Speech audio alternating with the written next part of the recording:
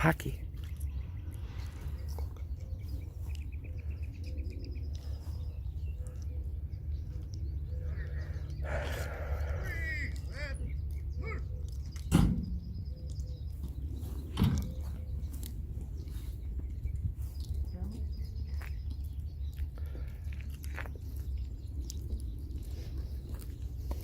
Get.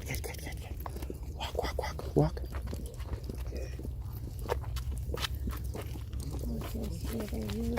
Jackson, halt Parkers Hand. Jace, halt Parkers Hand fest. Jace, gib mal mir Hand. Oh, gib Parkys Hand.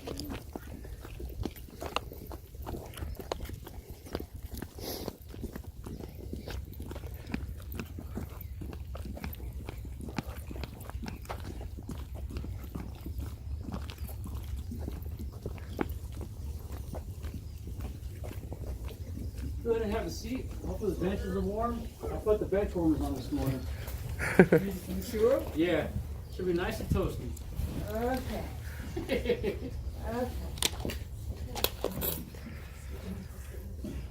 Jackson, face this way. Ladies and gentlemen, welcome to Riverside National Cemetery. I am Michael, your cemetery representative.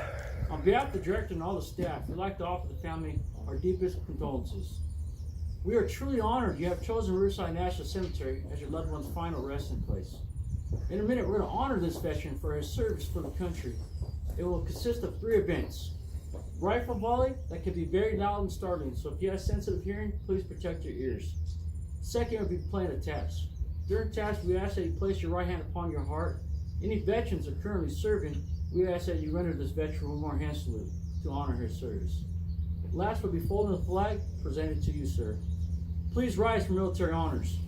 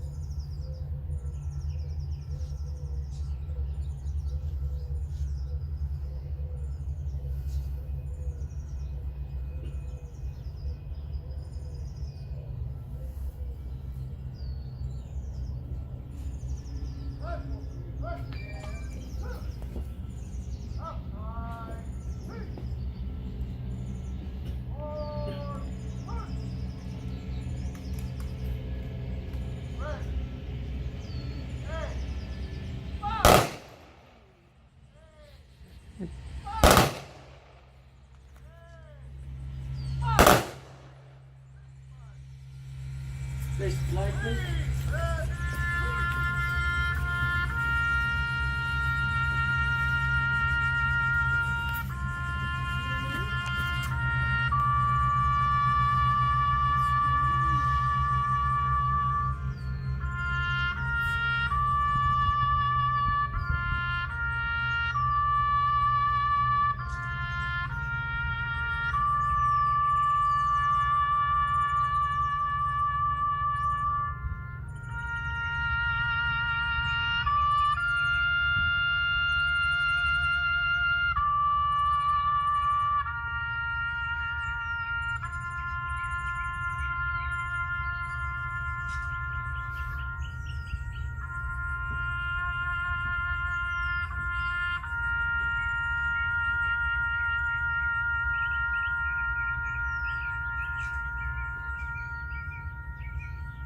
Please be seated.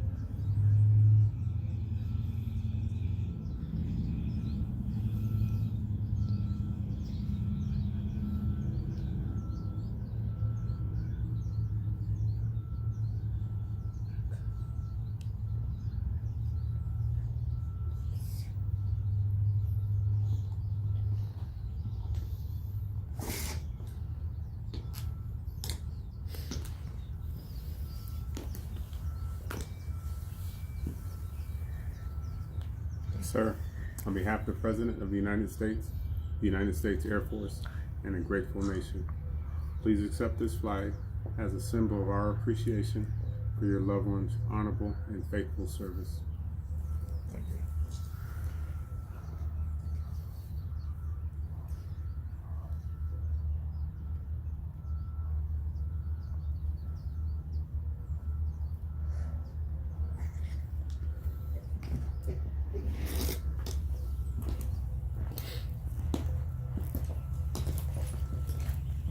On behalf of the MHD team, please accept these shells fired in honor of love and service to the country. Thank you, sir. Thank you. I now open up the service to the family to reflect upon their loved one.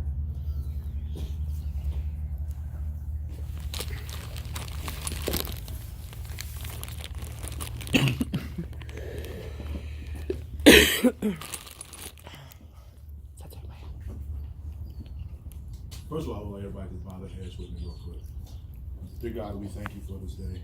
We thank you, Lord, for giving us life another day, Lord. And though it may seem earthly, Lord, that it's a sad day, but I know, Lord, that it's not a sad day, Lord. I know where my Father is at, Lord Jesus, and I thank you, Lord, for your redemption power and what you did for us on the cross, Lord. And so, Lord, we thank you, and we give you all the glory and praise. In Jesus' name we pray. Amen. Amen. Just want to say some quick things about my dad real quick. You know, as you get a little older, I realize different things about him. You know, one of the things I realized that my dad was really, really smart. I took for granted things that he was able to do. For example, he made speakers out of scratch. You know, I thought everybody just, dad made speakers, but not normal, you know, and stuff like that. And so my dad had every computer certification next to his name. He was MCS certified, he was CBS, NBC, ABC, you name it, my dad pretty much had it and all that kind of good stuff. And when I was younger, I remember going in the garage and seeing my dad just build engines and rebuild engines like it was nothing. You know, and I thought that was just, everybody dad did that, but that's not the case, you know, with him rebuilding engines, one of the things I found out, he had some of the best tools this side of heaven, you know. And last Saturday, my brother came and helped me at the gym. We had to rebuild one of the tools, one of the machines that had broken. And so we repaired the machine, and I told my brother, hey man, bring dad tools. And so this machine has broke 3 or 4 times already. Me and my brother fixed it every time. But this particular time, having my daddy tools, you know, we were able to fix it real quick. My dad had everything needed for it and all that kind of good stuff. And so what I realized in life is that it's so much easier if you have the right tools.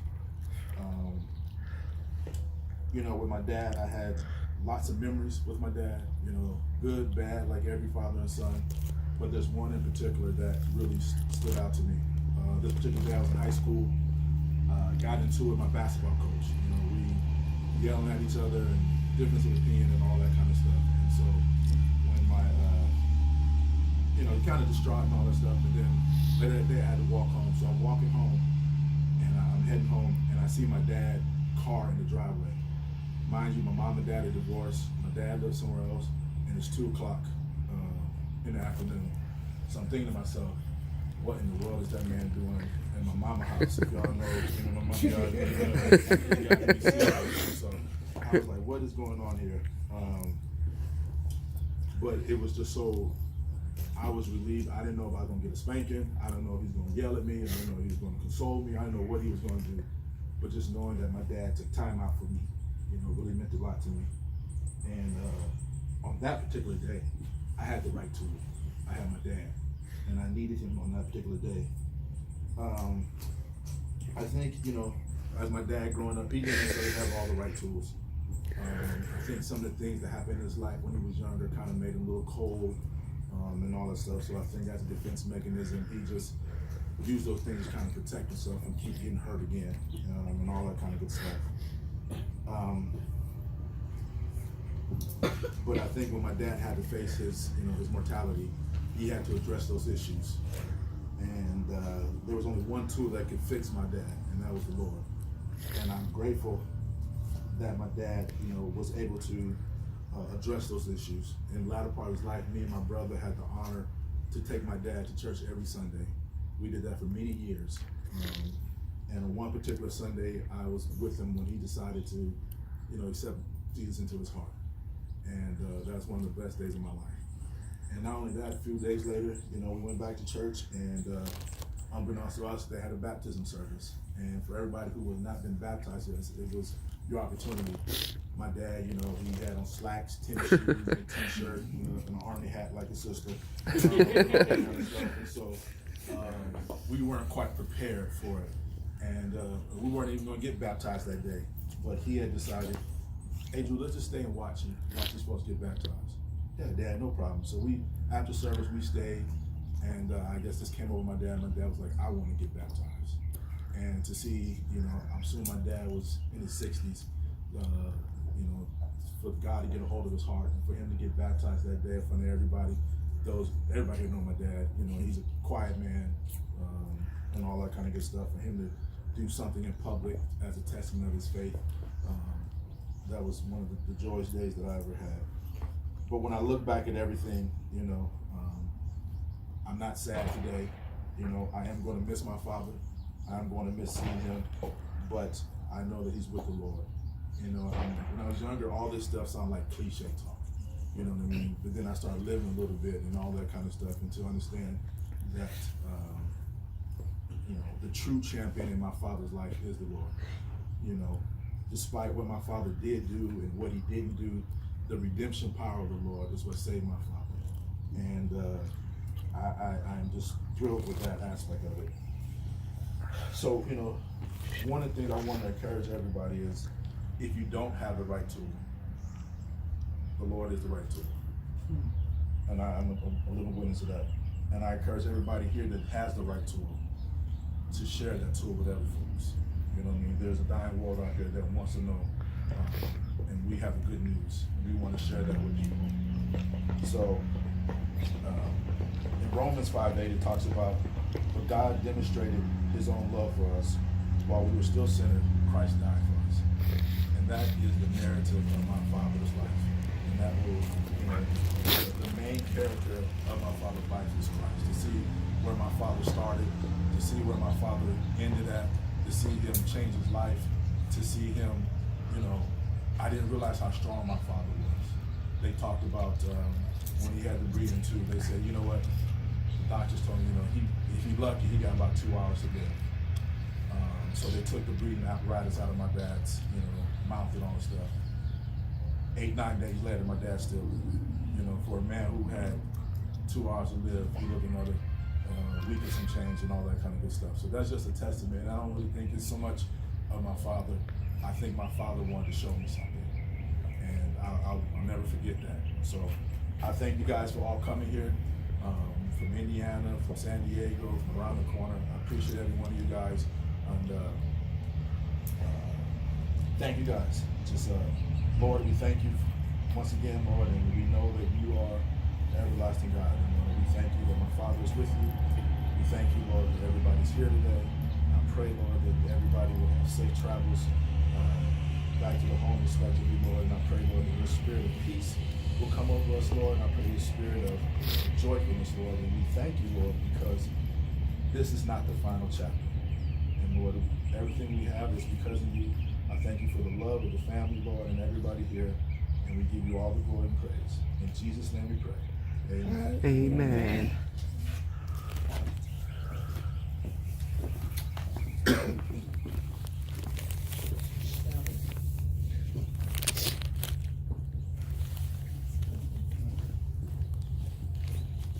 Myself together, right?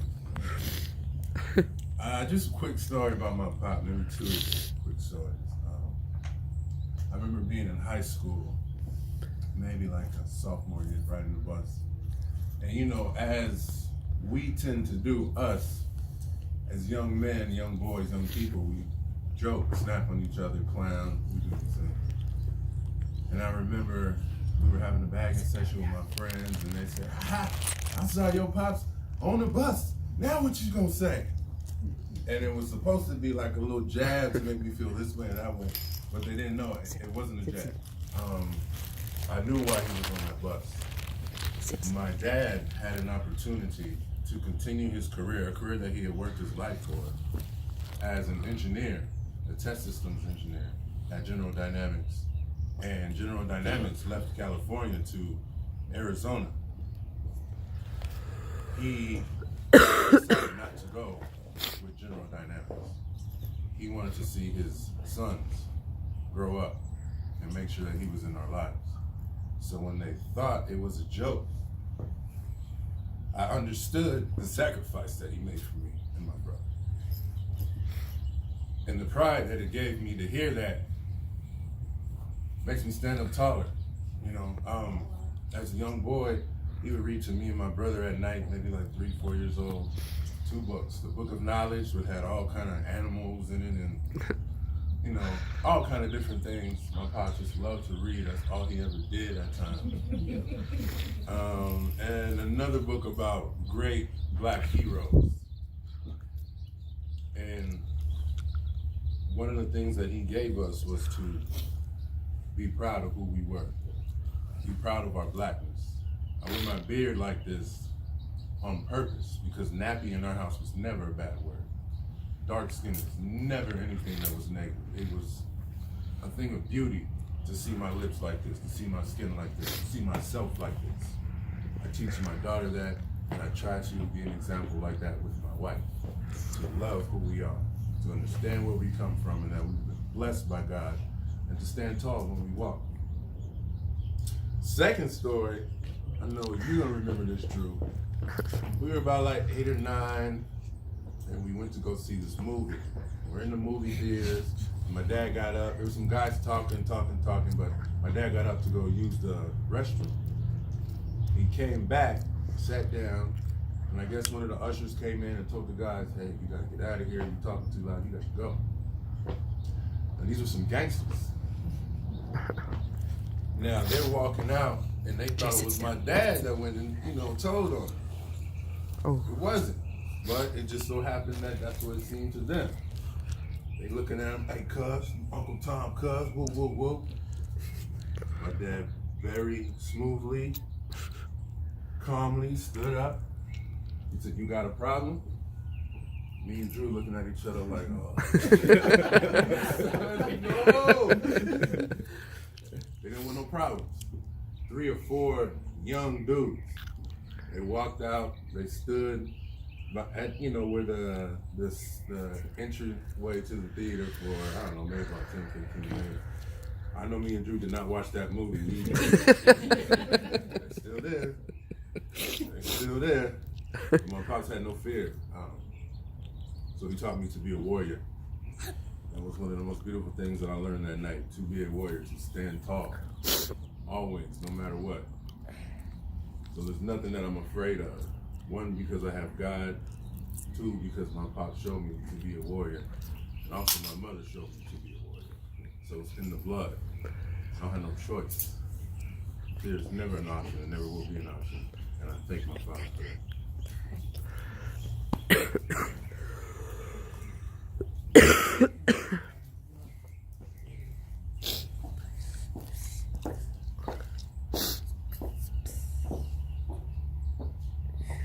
All praises to God. My brother. He was the first one to decide to leave home as quickly as he did. Never ever did we think that he would still be living in California when he left. Never thought about that. We were always thinking he was going to come back. That was before Andrew and Michael and Rose were in the picture. But it also gave me the opportunity to experience flying for the first time. I had no idea when I got on the plane it was going to take that long, it was going to make that kind of noise, but it was worth the trip. So, growing up, we were always close to home. Whatever my dad said, that was it. That was the law. So, it was neighborhoods that were involved. So our whole block, everybody knew everybody, and you knew what was respectful and what was not respectful. And my dad always enforced that. So I try to continue on that same plan. But again, I really have to think about it and say that I'm really glad that he did come to California. And my nephews always. My brother was super quiet at home, but I guess when he started his family, he was like, okay, I gotta speak louder now, so he started to do that. But, and last year when I came, when he was sick, he was still, didn't talk as much as he once did, but he still talked, and I didn't anticipate being there with him that long, but at this point now, I am super glad that I was able to spend that time with him. We had some good conversations. I miss him, but I'm super glad that we're a family now. So I'll be back in California if it's all right with you. Okay? Yeah. You need something, call me.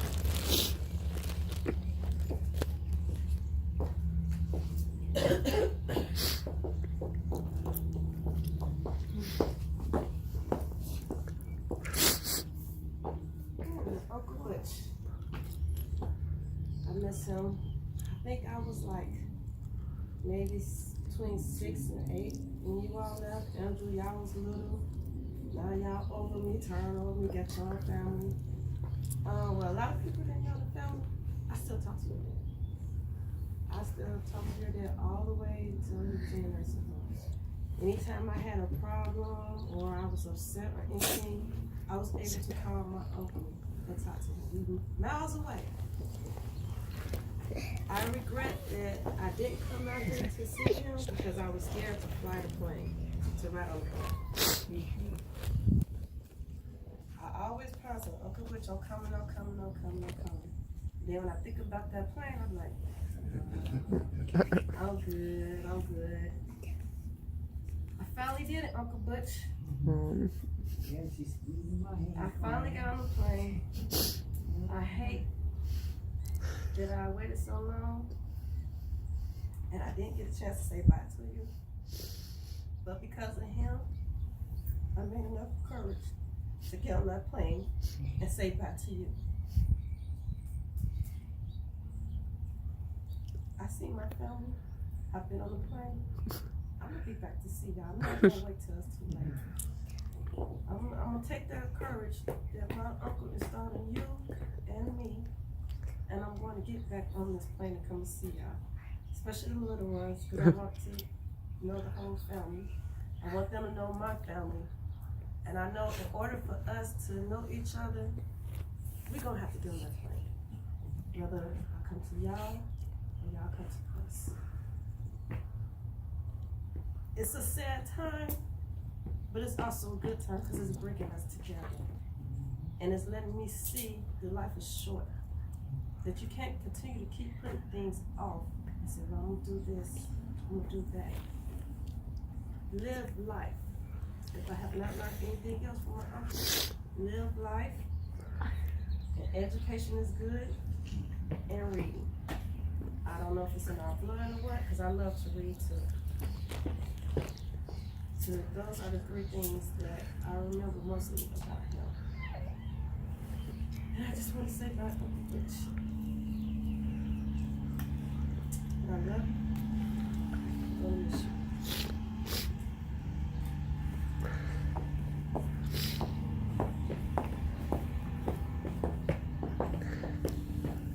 Whoa.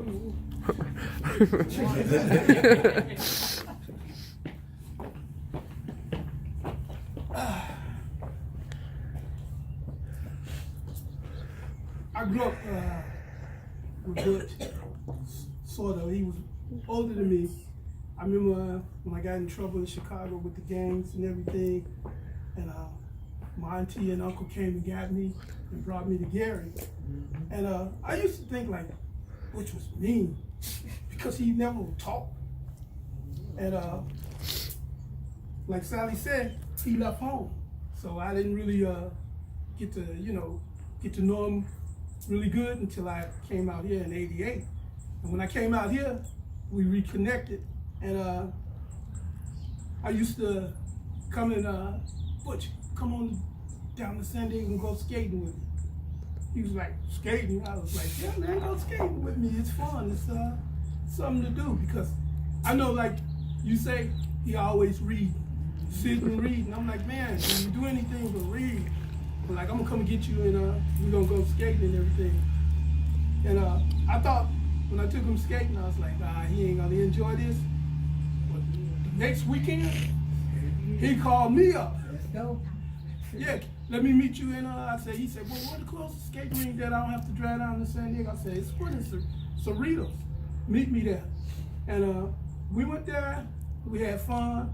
And when he used to come down to San Diego, that's when I realized how much he sort of missed the military, because I was still active duty, and he always wanted to go on the base. I don't care if we just went there to walk, go to the gym, whatever. I knew he missed the military, and he used to always talk about you guys to me all the time and everything, you know. And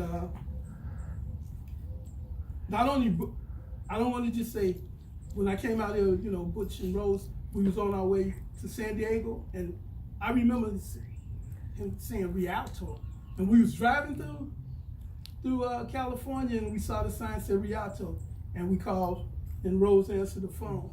And I was gonna bring my family down to San Diego to stay in the Navy Lodge.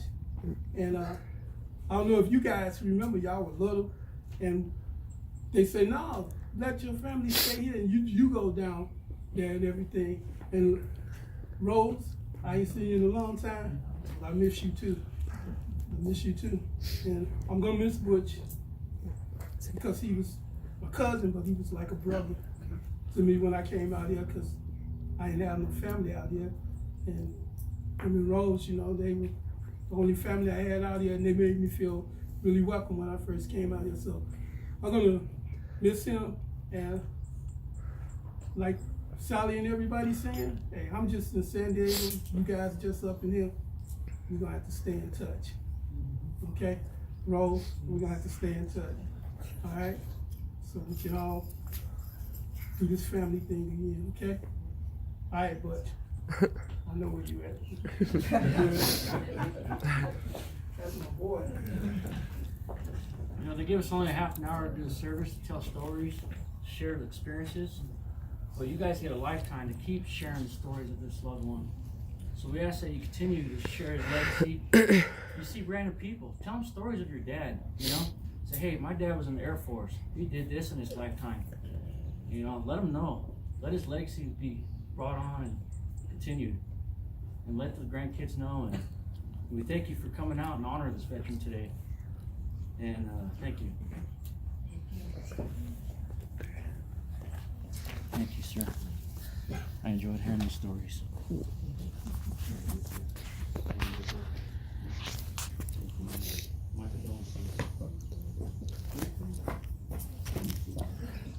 Good handshake. And thank you for your service. Thank you, man. Thank you. Thank you, Lord.